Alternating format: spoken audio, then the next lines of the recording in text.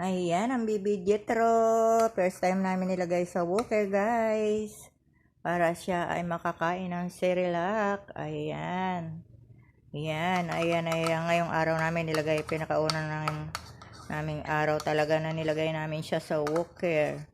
Ayan, para kasi siya magaling na siyang humakbang. Kaya kailangan namin siyang turuan na mailagay dyan. Kanina ay umiiyak siya. Umaatras siya. Akala niya may humihila sa kanya, mga guys. Palingon-lingon siya. Ayan, ang sarap kumain. Ang galing na yung kumain ng Cerelac. Yan ang bibi na yan. Yan, Cerelac po ang kinakain niyan. Sobrang gustong-gusto niya yan. Ayan. Ay, first time namin nilagay sa walker. Kasi para matuto siya rin maghakbang-hakbang. Ayan.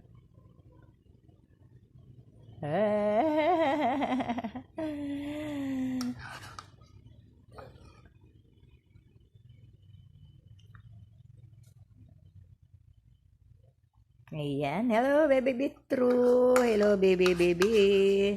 Yan ang aming baby Jethro. Magaling na siyang kumain ng Cerelac. Ayan. Okay, bye.